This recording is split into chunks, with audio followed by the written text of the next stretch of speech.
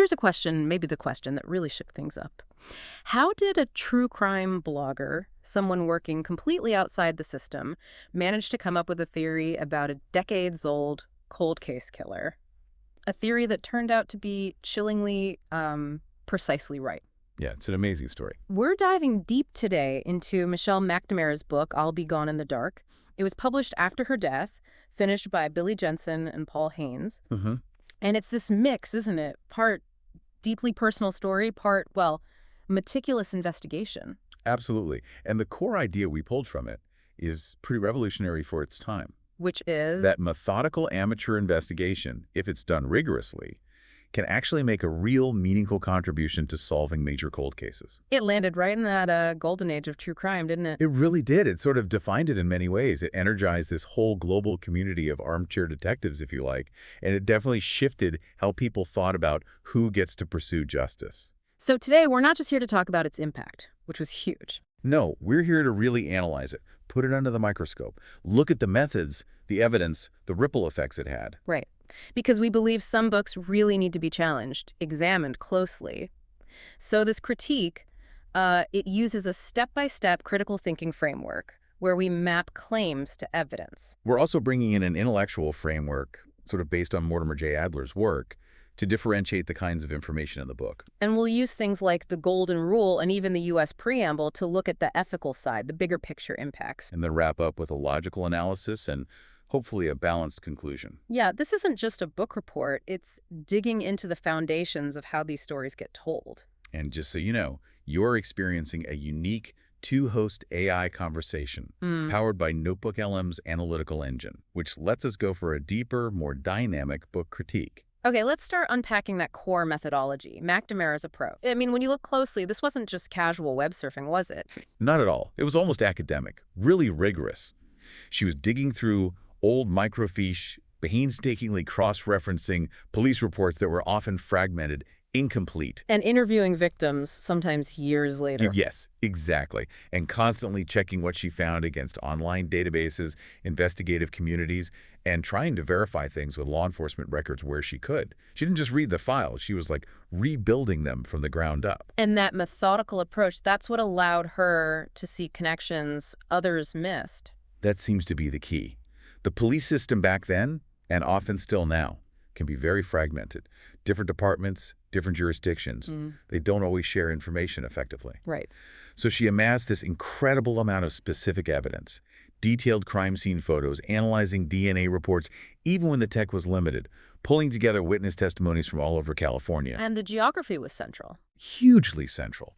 She mapped the killer's movements, his patterns, the cooling off periods, how his tactics changed slightly between Northern and Southern California. That geographical pattern was something she obsessed over. That focus on geography really does seem like the bedrock because law enforcement, like you said, often works in silos. A Sacramento case might feel totally separate from one down Orange County. How does she bridge that? Well, she essentially created her own unified theory for this one perpetrator. This killer, who we now know as the Golden State Killer, moved with a disturbing level of competence and confidence. McNamara saw the consistency in his behavior, but also how he chose specific neighborhoods, targets that were geographically linked but under different police departments. That suggested a certain kind of knowledge, a specific competence. She wasn't just looking at the crime, she was sort of profiling the gaps in how the crimes were investigated. And after nearly a decade of this obsession, she lands on this hypothesis that just seems incredibly insightful. That the killer had ties to law enforcement, maybe was a former cop. How did she get there? That feels like a big leap. It was a reasoned leap, though, not just a guess. It came from analyzing the behavioral evidence, things that suggested he knew police procedures really well. Like what specifically? Well, how he seemed to avoid common police traps, the way he secured crime scenes, his ability to move between different areas without leaving the kind of forensic trail they expected back then, that ability to blend in, to navigate the system almost, that was the critical clue. And that theory was proven right not long after the book came out. Joseph James D'Angelo, a former police officer, arrested in April 2018. Exactly. The methodology, that painstaking work, it directly powered that prescience. It wasn't luck. Which forces us then to think about the kind of information she was dealing with. Maybe we can use Mortimer Adler's framework here to sort of classify it. That's a really useful way to look at it. We can see different levels. First, there's symbol knowledge. These are the verified facts, right? Pulled straight from police reports, court records, the dates, the addresses, the DNA markers they had. That's the raw data. The building blocks, the dots on the map. Precisely. But the real power comes at the next level, understanding. That's where she connects those dots, linking disparate case files across all these different police departments. So realizing a Modesto assault in 78 and a Dana Point attack in 81 weren't separate incidents. Exactly. Seeing they were likely done by the same person. That revealed this larger, terrifying pattern that the fragmented system had missed. That synthesis, putting the puzzle together.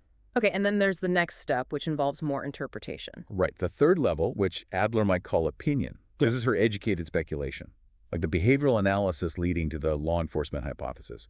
It's rooted in evidence, sure, but it's not absolute proof. It's a profile built on inference, on connecting those behaviors. And the final level. That's wisdom. And McNamara definitely touches on this. It's in her reflections on the immense psychological toll this obsession took on her, and also on the wider community's moral obligation to the victims to keep searching. That self-awareness, that reflection, it adds a whole other layer to the book. That wisdom part, that awareness of the cost, it leads directly into the ethics, doesn't it? Thinking about the golden rule, if we apply that ethical reciprocity test to her work, from the victim's perspective, it seems strongly positive. Oh, absolutely. Her work gave dignity back to the victims. It ensured their stories weren't just forgotten files in a cabinet. It kept the pressure on for justice. For families who felt ignored for decades, the book was this profound act of remembrance, of validation. But there's always a tension, isn't there? If you flip the perspective, apply the golden rule to people who might have been looked at as potential suspects before the actual arrest, well, the ethics get much trickier. That's the crucial ethical tightrope, definitely. Would you want that kind of intense public scrutiny on you or your family based on circumstantial evidence, even well-reasoned evidence, presented in a bestseller? Probably not. So how did the book handle that? I think it navigated it pretty carefully, actually. The ultimate resolution, the book's narrative focus, stayed primarily on the victim's trauma and experiences. It centered the accountability for the crimes, rather than, say, sensationalizing potential suspects along the way. And given that it did contribute to the eventual arrest, well, the reciprocity test, in hindsight, probably favors continuing that methodical pursuit of truth, even with those difficult ethical boundaries. You know, this might be a good spot to pause for a mindful moment here. Good idea. Don't forget, our YouTube channel offers AI book analysis, summaries, critiques, and podcasts, all designed to inspire reflection and rational thought. So, okay, we've looked at the personal and ethical costs and benefits. But what about the bigger picture? Did this kind of citizen pressure actually change how the justice system works? We could maybe evaluate her thesis against the aims in the U.S. Preamble. That's an interesting lens. I think the book's impact aligns strongly with establishing justice and promoting the general welfare, helping keep these cold cases alive, contributing to the eventual prosecution that absolutely provided closure for communities and reinforced faith and accountability, which serves the general welfare. But there's a flip side with the graphic details, right? There is. That's where you see potential tension with domestic tranquility. The book necessarily includes detailed, traumatic descriptions of the crimes. That's crucial for the investigation, for understanding the pattern. But it can also be deeply traumatizing for readers, increasing anxiety about safety. It's kind of paradox of exposing darkness. On the other hand, it feels like a win for liberty. It really showed how determined, intelligent citizen journalism can act as a check on government failures, in this case, in criminal investigations. Absolutely. When the official agencies couldn't connect the dots, a private citizen stepped up. And that process, even if it caused some friction, arguably helped form a more perfect union by forcing better cooperation and data sharing between agencies that were previously siloed. Okay, let's shift to the logical structure of the book itself. How sound was her reasoning? Pretty sound overall. Her geographical analysis, for instance, mapping the crime locations and timing. That's a textbook example of good inductive reasoning.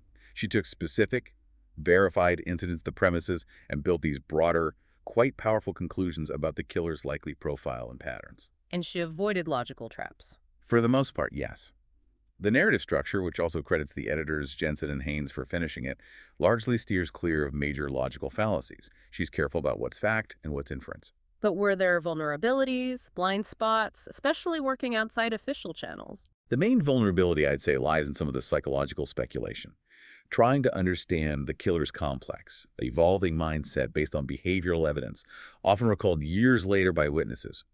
There are natural gaps there. Sure. Small gaps between the premises, the observed behavior, and the conclusions, the deep psychological motive. She tried bridging those gaps with empathy, with insight, but crucially, she was usually very open about that. Intellectually honest. Yes, exactly. Her own writing often acknowledges the limits of her analysis, where she's speculating versus stating fact. That honesty really strengthens the work's integrity, even where proof was impossible for her to get. So thinking about the book's overall significance, it really goes beyond just solving this one massive case, doesn't it? There's a kind of wisdom embedded in its legacy. I think so. Socially, it's kind of a double-edged sword, isn't it? Yeah. It powerfully validates sophisticated amateur investigation, shows what's possible, but it also lays bare the intense, sometimes crushing psychological cost of that kind of true crime obsession. Right. The toll it took on her. Yeah. And economically, its huge success clearly showed a market demand for this kind of collaborative, deeply researched investigative journalism. It maybe opened up a new commercial avenue for tackling cold cases. And on a deeper level. Spiritually, maybe. It engages with these big themes, good versus evil, endurance, the moral weight of seeking truth for those who can't seek it themselves. It's profoundly about remembrance, I think.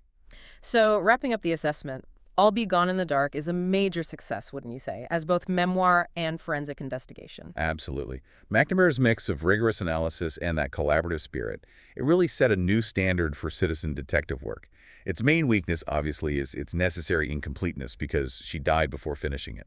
But Jensen and Haynes did an admirable job completing it respectfully and rigorously.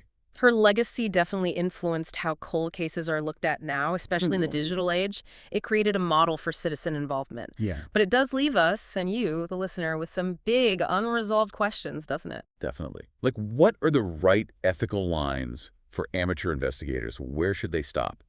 And maybe just as important, what's the acceptable psychological price to pay for this kind of obsessive pursuit of justice?